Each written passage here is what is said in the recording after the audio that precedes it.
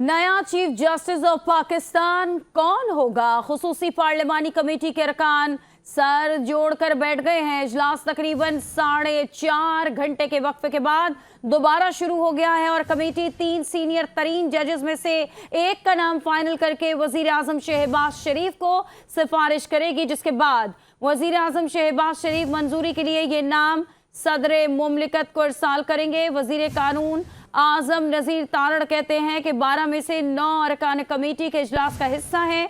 Committee ने 2/3 अक्सरियत से फैसला करना है। आइन के मुताबिक 12 में से 8 अरकान बैठे हों तो फैसला कर सकते हैं। कमेटी में पीटीआई के तीनों अरकान ने शिरकत नहीं की। अपडेट कर रहे हैं अपने नाजरीन को कि नया चीफ जस्टिस पाकिस्तान का कौन होगा। खुसूसी पार्लिमानी कमेटी के अरकान सर जोड़कर बैठ गए। इजलास तकरीबन 4.5 घंटे के वक्फे के बाद दोबारा शुरू। कमेटी 3 सीनियर तरीन जजेस में से एक नाम फाइनल करके वजीर आजम शहबाज शरीफ को सिफारिश करेगी, जिसके बाद वजीर आजम शहबाज शरीफ मंजूरी के लिए ये नाम सदर मुमलिकत को इरसाल करेंगे। वजीर कानून आजम नजीर तारड़ कहते हैं कि 12 में से 9 अरकान कमेटी के इजलास का हिस्सा हैं। कमेटी ने 2/3 अक्सरियत से फैसला करना है। आइन के मुताबिक 12 में से 8 अरकान बैठे हों तो फैसला कर सकते हैं। कमेटी में पीटीआई के तीनों अरकान ने शिरकत नहीं की।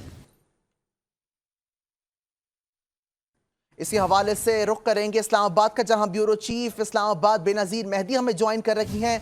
बेनज़ीर मेहदी, आगे बताइएगा कि क्या कौन होने वाला है पाकिस्तान का नया चीफ जस्टिस?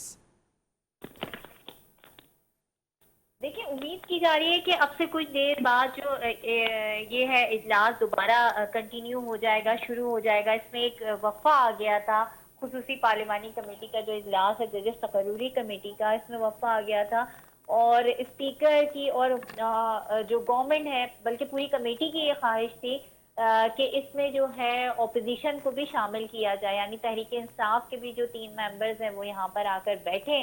और इस सिलसिले में मौलाना फजल रहमान ने भी फ़ोन किया असद कैसर को कि वो अपने इस कमेटी के अंदर अपनी उनकी जो मौजूदगी है उसको यकीनी बनाए। बेशक फैसले से इख्तलाफ करें। स्पीकर कौमी असम्बली अयाज सादिक की भी मुलाकात हुई है पीटीआई के एक वक्त से, अब से कुछ देर पहले पार्लियामेंट में, और उनकी ख्वाहिश थी कि वो आकर बैठे, लेकिन पीटीआई ने और बैरिस्टर गौहर ने उस मुलाकात में साफ इनकार कर दिया कि हम इस आईनी तरमीम के भी खिलाफ हैं और हम ऐसी किसी भी जजिस तकरूरी कमेटी का हिस्सा नहीं बनेंगे।